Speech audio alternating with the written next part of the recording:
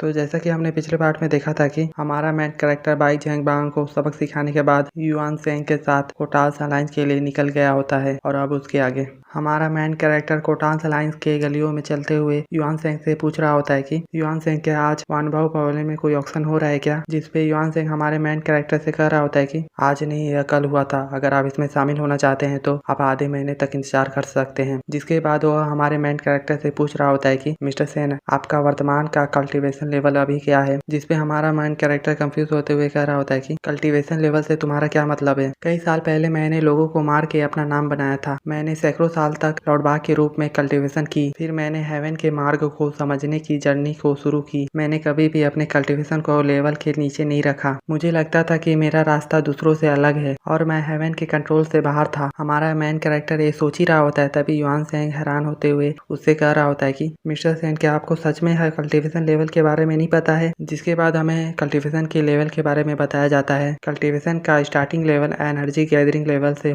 शुरू होता है, जिसके बाद मेडिटेशन, फिर फाउंडेशन, फिर वर्चुअल, फिर इमोर्टैलिटी, रिइंकार्नेशन, फिर जजमेंट, फिर लास्ट ट्रांसजेंडर। अगर आप वर्चुअल पास लेवल में होते हो तो आपको यहाँ पर एक मास्टर का दर्जा मिलता है, और अगर कोई बंदा इमोर्टैलिटी पास लेवल में होता है तो उसे एक ग्रेट मास्टर का दर्जा मिलता है और उसे यहाँ पर काफी ज्यादा पावरफुल समझा जाता है। जिन सब बातों को सुनकर हमारा मैन कैरेक्टर मन ही मन सोच रहा होता है कि शायद इसको पता नहीं है कि केवल ट्रांसजेंडर लेवल के बाद ही कोई इंसान हेवन की ओर जा सकता है। ट्रांसजेंडर पास लेवल अर्थ में काफी ज्यादा पावरफुल होता होगा, लेकिन हेवन में यह आम आदमी से ज्यादा कुछ नहीं है। वो ये कह ही रहा होता है, तभी हमारा मैन कैरेक्टर किसी चीज को देखकर शॉक हो जाता है। जिसके बाद वह उस जड़ी बूटी को उठाकर देखते हुए कह रहा होता है कि क्या यह तो जिंगर हर्ब है। जिंगर हर्ब हेवनली पैलेस का सबसे नॉर्मल हर्ब है जो सोल को स्ट्रॉन्ग करता है और हमारे कल्टीवेशन को बढ़ाने में हमारी मदद करता है। मुझे पहले इस जड़ी बूटी की कोई जरूरत नहीं थी, लेकिन अब जब मैं अपनी सारी शक्ति खो चुका हूँ, इसलिए यह जड़ी बूटी मेरी शक्ति को वापस पाने में मेरी मदद कर सकती है। जिसपे वह दुकानदार हमारे मेन कैरेक्टर को वह जड़ी बूटी को उठाते हुए देखकर चिढ़ते हुए कह रहा होता है कि मैंने सोचा था कि यह बंदा काफी ज्यादा अमीर होगा और मैं इससे काफी ज्यादा पैसे कमा सकता हूँ, लेकिन उसने तो वह बेकार जड़ी बूटी को चुना है। लगता है कि वह इतना अमीर नहीं है जितना मैंने सोचा था। जिसके बाद युआन सेंग भी हमारे मेन कैरेक्टर से कह रहा होता है कि मिस्टर सेन, मुझे लगता है कि आपने किसी गलत जड़ी बूटी को उठा लिया है। यह जड़ी बूटी तो एक नॉर्मल हर्ब है जिसमें कोई स्पिरिचुअल एनर्जी नहीं है। मेरा सुझाव है कि हमें किसी और जड़ी बूटी को जाकर देखना चाहिए। वो ये कह ही रहा होता है, तभी हमारे मेन कैरेक्टर से वह जड़ी बूटी को कोई अचानक से कोई छीन लेता है। जिसको ऐसे अपने जड़ी बूटी को छीनते हुए देखकर हमारा मेन कैरेक्टर गुस्से में उसकी ओर मुड़ कर देखने लगता है। जिसके बाद हमें उस बंदे को दिखाया जाता है जो कि हमारे मेन कैरेक्टर से उस जड़ी बूटी को छीना होता है। उसके आसपास काफी ज्यादा इविल एनर्जी मंडरा रही होती है। जिसपे वो बंदा हमारे मेन कैरेक्टर से कह रहा होता है कि मिस्टर, मेरा नाम ली किंग चैन है और मुझे इस जड़ी बूटी की काफी ज्यादा जरूरत है, तो क्या तुम मुझे यह जड़ी बूटी को दे सकते हो। और वो मन ही मन हमारे मेन कैरेक्टर को देख कर कह रहा होता है कि इस बंदे से मुझे कोई स्पिरिचुअल एनर्जी महसूस नहीं हो रही है। जिसपे हमारा मेन कैरेक्टर उसे वह जड़ी बूटी देने से मना कर देता है। जिसको ऐसे मना करते हुए देखकर ली किंग चैन हमारे मेन कैरेक्टर को ऊपर से नीचे देखकर हंसते हुए उससे कह रहा होता है कि मिस्टर, यह तो केवल एक नॉर्मल जड़ी बूटी है, तुम इसे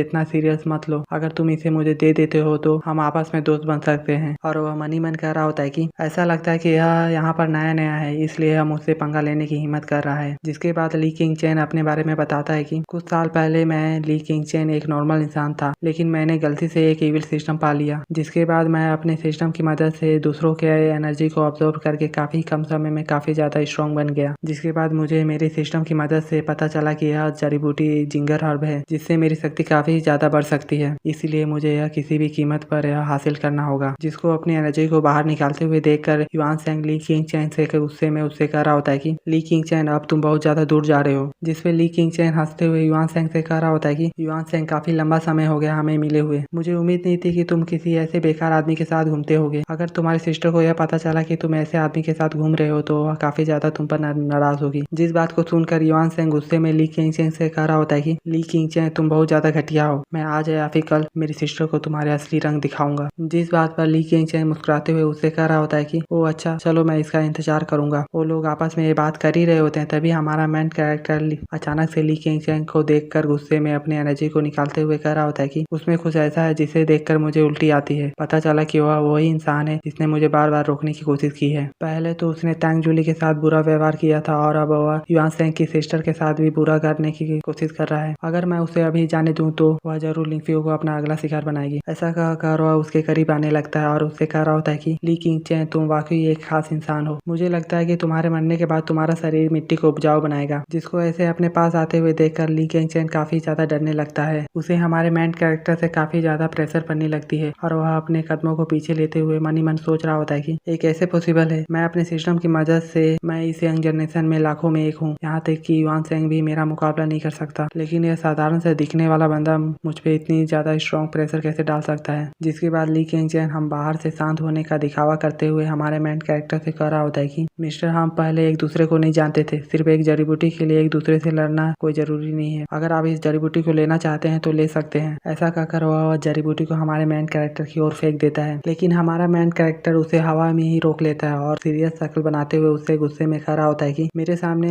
ऐसी घटिया चाल चलने की तुम्हारी हिम्मत कैसे हुई। ऐसा कहकर वह अपनी स्पिरिचुअल एनर्जी से ली केंगचेन के ऊपर अपना एक अटैक कर देता है, जो अटैक जाकर ली केंगचेन के ऊपर लग जाता है और वह अटैक से काफी ज्यादा पीछे जाकर फेंका जाता है। और वह हैरान होते हुए कह रहा होता है कि आखिरकार मेरा थंडर स्पेल उस पे काम क्यों नहीं किया और वह उसे कैसे पता लगा लिया। जिसके बाद हमें कुछ समय पहले का सीन दिखाया जाता है जहाँ पर ली केंगचेन का इविल सिस्टम उससे कह रहा होता है कि ली केंगचेन, मैंने तुम्हारे लिए सिस्टम से एक थंडर स्पेल निकाला है। तुम उसे वह जड़ी बूटी देने का नाटक करो जिसमें मैंने थंडर स्पेल लगाया है और तुम देखो कि वह कैसे फटकर मारा जाता है। ये था पास्ट का सीन। अब करंट में आते हैं जहाँ पर ली केंगचेन घबराते हुए सोच रहा होता है कि कुछ समय पहले मेरे एक हमशक्ल ने जियो क्विंग का रूप लिया था, लेकिन तैंग जूलिन नाम की एक लड़की को अपने जाल में फंसाने के समय उसकी मुलाकात एक ओल्ड कल्टीवेटर से हो गई थी। और मैं बता दूं कि हमारा मेन कैरेक्टर ही वही ओल्ड कल्टीवेटर था, लेकिन ली केंगचेन को यह बात पता नहीं है कि वह ओल्ड कल्टीवेटर और कोई नहीं हमारा मेन कैरेक्टर ही है। और मैं अपने सीक्रेट को छुपाने के लिए मैं केवल अपने हमशक्ल को ही मार सकता था, जिसमें मेरी बहुत सी शक्ति खत्म हो गई। और अब मुझे अपने करंट की हालत पर उस जड़ी बूटी की सख्त जरूरत है। मैं उसे किसी भी की हालत में उसे नहीं छोड़ सकता। जिसके बाद वह सभी लोगों का सपोर्ट पाने के लिए इनोसेंट एक्ट करते हुए हमारे मेन कैरेक्टर से कह रहा होता है कि मिस्टर, मार्केट में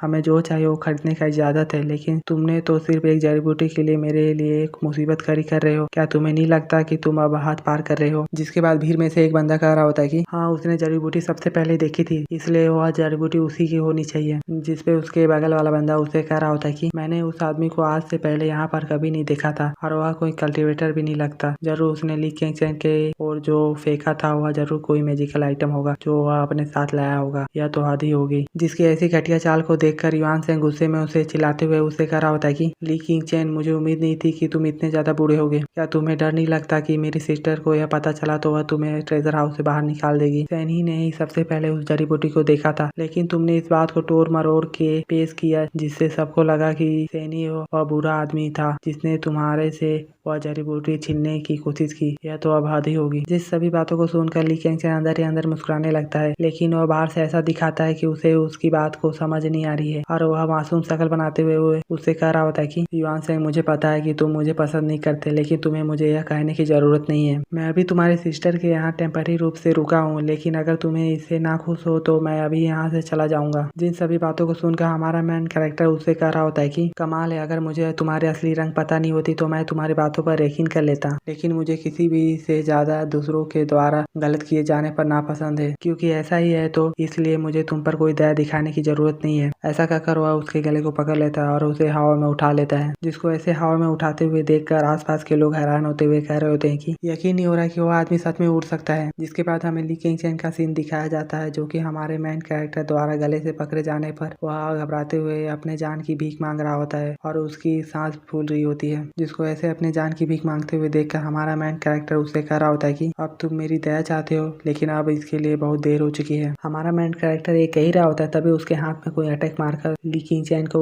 उससे छुड़ा लेता है। जिसपे ली केंगचेन घबराते हुए कह रहा होता है कि मैं काफी ज्यादा डर गया था, मैंने सोचा कि मैं आज मर जाऊंगा। और उसे लगा हमारा मेन कैरेक्टर गुस्से में उसकी ओर देखते हुए उससे कह रहा होता है कि आखिरकार अब तुम कौन हो। जिसपे हमें किसी के पैरों को दिखाया जाता है, जो कि ली केंगचेन के सामने आकर खड़ी हो जाती है और यह और कोई नहीं बल्कि युआन सेंग की सिस्टर और ट्रेजर हाउस की ओनर युआन जुआन होती है। और वह हमारे मेन कैरेक्टर से कह रही होती है कि जो भी ली केंगचेन को चोट पहुंचाने की कोशिश करेगा उसे पहले ट्रेजर हाउस से होकर गुजरना होगा। और ली केंगचेन उसके पीछे छिपते हुए उससे कह रहा होता है कि युआन जुआन, आखिरकार तुम आ ही गई, अब तुम इस आदमी को जान से मार डालो। जिसको ऐसे अपने काम के बीच में टांग अड़ाते हुए देखकर हमारा मेन कैरेक्टर गुस्सा करते हुए उससे कह रहा होता है कि आखिरकार तुम्हारी हिम्मत कैसे हुई मुझे रोकने की। जिसपे युआन सेंग अचानक से उनके बीच में आ जाता है और उन्हें लड़ाई करने से रोक लेता है। जिसको ऐसे अपने बीच में आते हुए देखकर उसकी सिस्टर उस पर गुस्सा करते हुए कह रही होती है कि युआन सेंग मेरे रास्ते से हट जाओ। जिसपे युआन सेंग हमारे मेन कैरेक्टर से घबराते हुए उससे कह रहा होता है कि सैनी है मेरी बिग सिस्टर युआन जुआन है, ली किंग चैन नाम के उस कमीने ने उसे धोखा दिया है, उसका तुम्हारे खिलाफ होने का कोई इरादा नहीं है। वो ये कह ही रहा होता है तभी वहाँ पर ली किंग चैन अपने जगह से उठते हुए मन ही मन कह रहा होता है कि युआन जुआन कोटान्स अलायंस में एक बड़ा नाम है जो न केवल खूबसूरत है बल्कि टैलेंटेड भी है। ट्रेजर हाउस उसके कंट्रोल में काफी अच्छे से काम कर रहा है और ऐसी औरत हद से ज्यादा घमंडी होती है, उसकी उम्र का कोई भी आदमी उसका मुकाबला नहीं कर सकता। अगर मेरे पास यह सिस्टम नहीं होता तो मैं भी युआन जुआन को कंट्रोल नहीं कर पाता। ऐसा कहकर वह उसके बॉडी को कंट्रोल करने लगता है और हंसते हुए कह रहा होता है कि यह लगभग बिल्कुल सही समय है, मैं वादा करता हूँ कि आज जो कुछ हुआ है वह सब कुछ ठीक होने के बाद मैं उसे पालूंगा। जिसके बाद हमें युआन जुआन की सिस्टर का सीन दिखाया जाता है जो कि ली किंग चैन के कंट्रोल में होती है और वह उनसे कह रही होती है कि युआन सेंग मैं तुमसे आखिरी बार कहूंगी कि तुम मेरे रास्ते से हट जाओ वरना तुम्हें मेरे गुस्से से कोई नहीं बचा पाएगा। जिसको ऐसे देखकर हमारा मेन कैरेक्टर मन ही मन कह रहा होता है कि निश्चित रूप से वह भी उसी मैजिकल स्पेल के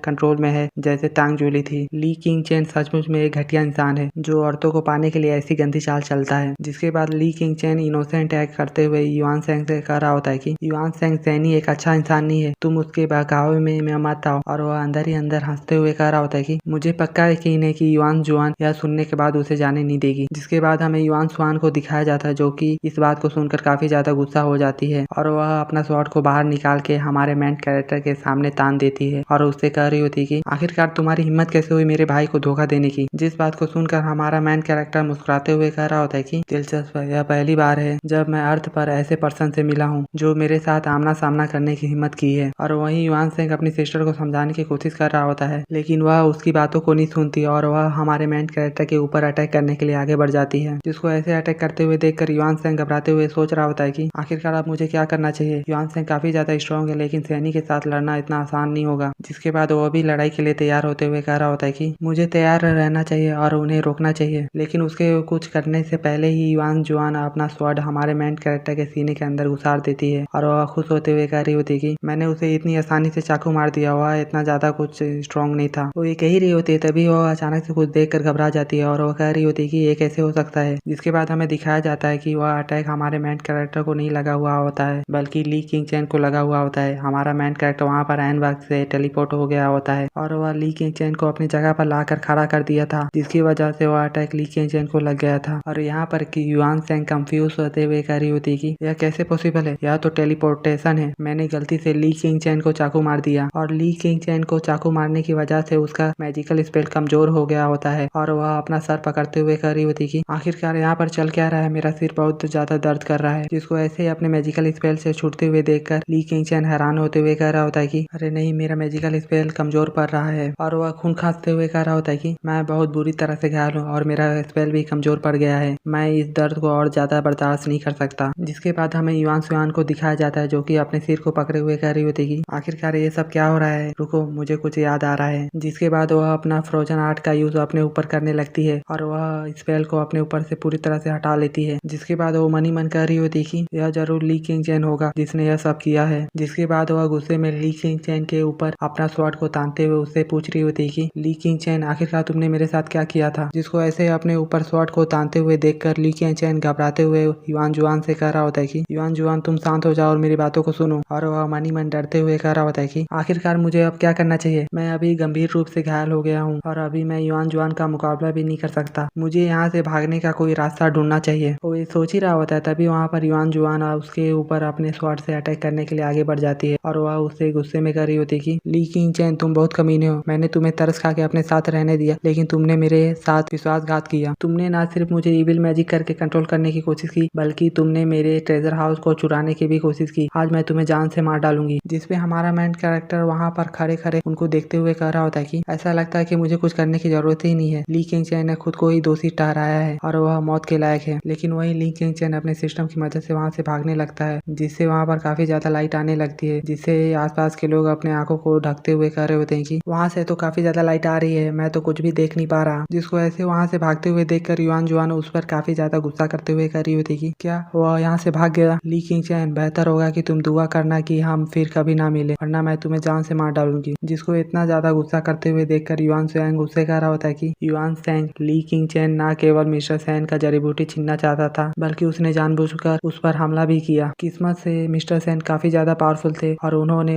ली किंग चैन की चालाकी को समझ लिया। जिसके बाद हमें हमारे मेन कैरेक्टर को दिखाया जाता है जिसको वह जड़ी बूटी पर नजर पड़ जाती है और वह उस जड़ी बूटी को उठाते हुए कह रहा होता है कि क्या यह जड़ी बूटी अभी भी सेल के लिए है। जिसको ऐसे उस जड़ी बूटी को उठाते हुए देखकर युआन जुआन उससे कह रही होती है कि अरे तुम। जिसपे हमारा मेन कैरेक्टर पीछे मुड़ते हुए उससे कह रहा होता है कि आखिरकार तुम्हें क्या हुआ, तुम मुझे क्यों पुकार रही हो। जिसपे युआन जुआन उससे पूछ रही होती है कि आखिरकार तुम कौन हो। जिसपे हमारा मेन कैरेक्टर उससे काफी रूडली तरह से कह रहा होता है कि मैं कौन हूँ इससे तुम्हारा कोई लेना देना नहीं है। जिसको ऐसे अपने ऊपर रूडली तरह से बात करते हुए देखकर युआन जुआन काफी ज्यादा गुस्सा करने लगती है और वह मन ही मन कह रही होती है कि अगर उसने ली किंग चैन के पावर को सप्रेस नहीं किया होता तो मैं ली किंग चैन के स्पेल से कभी भी आजाद नहीं हो पाती। जिसके बाद वह हमारे मेन कैरेक्टर से शुक्रिया अदा करते हुए उससे कह रही होती कि मिस्टर सेन आज आपने जो किया है उसके लिए शुक्रिया, मैं आपके एहसानमंद रहूंगी। अगर आपको कभी भी किसी चीज की जरूरत हो तो आप मुझे ट्रेजर हाउस में ढूंढ सकते हैं। ऐसा कहकर वह युआन सेन के साथ वहाँ से चली जाती है। जिसके बाद सीन चेंज होता है और हमें ली किंग चैन को दिखाया जाता है जो कि टेलीपोर्ट होकर कोटार्ट अलायंस से बाहर आ गया होता है और वह काफी ज्यादा गुस्से में कह रहा होता है कि धिक्कार है, मुझे उम्मीद नहीं थी कि वह आदमी इतना ज्यादा पावरफुल होगा। मैं तो उसका मुकाबला भी नहीं कर सका, यह तो बहुत ज्यादा शर्मनाक है और मैंने इतना अच्छा मौका गवा दिया। मैंने युआन जुआन को लगभग अपने काबू में कर ही लिया था और उसके साथ सोने वाला ही था, लेकिन उस कमीने की वजह से मेरी इतनी दिनों की मेहनत बेकार चली गई। जिसपे उसका इविल सिस्टम बाहर आते हुए उससे कह रहा होता है कि ली किंग चैन मुझे उस आदमी की पहचान मिल गई। वह आदमी अर्थ से नहीं है बल्कि वह तो यूनिवर्स के बाहर से है। जिस बात को सुनकर ली किंग चैन शौक होते हुए उससे कह रहा होता है कि क्या हमारे अर्थ के बाहर भी कोई दुनिया है। जिसपे वह उसे बता रहा होता है कि हाँ, अगर तुम इमोर्टल बनने के लिए कल्टीवेशन करते हो तो तुम भी अर्थ को छोड़कर दूसरे दुनिया में जा सकते हो। जिस बात को सुनकर ली किंग चैन खुश होते हुए सोच रहा होता है कि हो सकता है कि कहीं दूसरे दुनिया में कई सारी ब्यूटी मेरा इंतजार कर रही होगी। जिसके बाद वह अपना मुंह को पोंछते हुए कह रहा होता है कि तो ठीक है, मैं उनके लिए दूसरे वर्ल्ड में जाने के लिए कड़ी मेहनत करूंगा। जिसके बाद सीन चेंज होता है और हमें लिंक फैमिली में दिखाया जाता है जहाँ पर हमारा मेन कैरेक्टर लिलिन के रूम का दरवाजा खोलते हुए उससे कह रहा होता है कि लिलिन क्या तुम जग रही हो। जिसपे लिलिन अपने फादर को देखकर खुश होते हुए उससे कह रही होती कि फादर मम्मी अभी आपको ढूंढने के लिए ऊपर आई थी लेकिन आप घर पे नहीं थे, इसलिए वह मेरे साथ कुछ देर बात करने के बाद वह नीचे चली गई। क्या लिंगफू मुझे ढूंढ रही थी। जिसके बाद वह लिलिन के साथ नीचे आने लगता है लेकिन तभी वह देखता है कि लिंगफू किसी पर्सन के साथ बात कर रही होती है। जिसके बाद हमें लिंगफू को दिखाया जाता है जो कि उस आदमी से बात कर रही होती कि मिस्टर सेन मुझे माफ करिएगा आपको अच्छे से ग्रीडिंग ना करने के लिए। वो ये कह रही होती तभी हमारा मेन कैरेक्टर वहाँ पर आ जाता है। जिसे देखकर सैंग जैंग पेंग गुस्से में हमारे मेन कैरेक्टर से कह रहा होता है कि सैनी तुम अभी सो के उठ रहे हो। अगर लिंग फैमिली को यह बात पता चलेगी तो वह लोग क्या सोचेंगे कि हमने तुम्हारी अच्छे से परवरिश नहीं की। जिसपे हमारा मेन कैरेक्टर उसे ध्यान नहीं देता और लिंगफ्यू के पास आकर बैठ जाता है और लिंगफ्यू से पूछ रहा होता है कि यहाँ पर क्या चल रहा है। जिसपे वह उससे कह रही होती है कि यह कोई इंपॉर्टेंट बात नहीं है और उससे अलग लिलिन काफी कंफ्यूज होते हुए सैंग जैंग पेंग को देखते हुए कह रही होती है कि आखिरकार यह बुरा आदमी कौन है। जिसके बाद वह अपने मम्मी को अपने आप को पाने के लिए कह रही होती है। जिसे देखकर सैंग जैंग पेंग उनसे कह रहा होता है कि आखिरकार यह छोटी बच्ची कौन है, यह तो बहुत ही प्यारी है। जिसपे वह हमारा मेन कैरेक्टर उसे बता रहा होता है कि वह मेरी बेटी है। जिस बात को सुनकर सैंग जैंग पेंग कह रहा होता है कि वो तो यह मेरी पोती है। जिसके बाद लिंगफ्यू सैंग जैंग पेंग को देखते हुए मन ही मन कह रही होती कि सैनी इतने सालों से अपने फैमिली से बाहर था और हमारी बेटी पहले से ही इतनी बड़ी होगी। लेकिन सैंग जैंग पेंग को इसके बारे में कुछ पता नहीं था। पता चला कि सैन फैमिली ने इतने सालों से सैनी के साथ कांटेक्ट नहीं किया था। तो इसका मतलब सैंग जैंग पेंग का वह रूमर सच है कि वह अपने लीगल वाइफ को अपने लवर के लिए छोड़ दिया था। सच में यह आदमी कितना ही घटिया है। अगर यह आदमी सैनी का फादर ना होता तो मैं इसे कभी भी लिंग फैमिली में आने नहीं देती। जिसके बाद सैंग जैंग पेंग इविल मुस्कुराते हुए लिंगफ्यू से कह रहा होता है कि मैंने आपकी शादी के बारे में पहले भी सुना था लेकिन मैं किसी काम में बिजी था इसलिए मैं आपकी शादी में शामिल नहीं हो सका और मुझे कभी उम्मीद नहीं थी कि आप मेरे बेटे से शादी करेंगे, इसलिए मैंने आज आपसे मिलने का फैसला किया। जिस पर लिंगफ्यू मन ही मन कर रही होती कि जैसा कि उम्मीद था सैंग जैंग पेंग को अपने बेटे का कोई भी परवाह नहीं है। वह तो सिर्फ इसलिए आया था क्योंकि सैनी ने मुझसे शादी कर ली है। सच में यह आदमी कितना ही घटिया हो सकता है। जिसके बाद लिंगफ्यू उससे पूछ रही होती कि तो मिस्टर सेन आप यहाँ पर किस काम के लिए आए हैं। जिसपे सैंग जैंग पेंग उससे कह रहा होता है कि मिस लिंग अभी हालांकि हमारी सैन फैमिली मुसीबत में है, अगर आपकी लिंक फैमिली हमारी मदद करती है तो हम हमारे सैन फैमिली को मुसीबत से बाहर निकाल सकते हैं। जिस बात को सुनकर हमारा मेन कैरेक्टर गुस्सा करते हुए मन ही मन कर रहा होता है कि क्योंकि मैं पहले ही कोटार्ड साइलेंस वालों को जानता हूँ तो इसलिए मुझे सैन फैमिली से संबंध बनाए रखने की कोई जरूरत नहीं है। जिसको ऐसे गुस्से में देखकर लिंगफ्यू हमारे मेन कैरेक्टर को शांत करते हुए सैंग जैंग पेंग से कह रही होती कि ठीक है, मुझे इससे कोई परेशानी नहीं है। सैनी क्या तुम्हें इससे कोई परेशानी है। और मन ही मन कह रही होती कि सैनी आखिरकार सैन फैमिली का ही एक मेंबर है, अगर मैं मैं आज सैंग जैंग बैंक का मदद करने की रिक्वेस्ट को ठुकरा दूं तो मुझे डर है कि सैनी और भी शर्मनाक स्थिति में पड़ जाएगा। खैर बाई फैमिली ने अभी लिंग फैंग कॉर्पोरेशन की पर अटैक करना बंद कर दिया है और लिंग फैमिली को अभी किसी चीज की चिंता करने की कोई जरूरत नहीं है। और उसके इतना बोलने के साथ ही हमारा ये पार्ट यहीं पर खत्म हो जाता है। हम मिलते हैं इसके नेक्स्ट एपिसोड में, तब तक के लिए बाय बाय।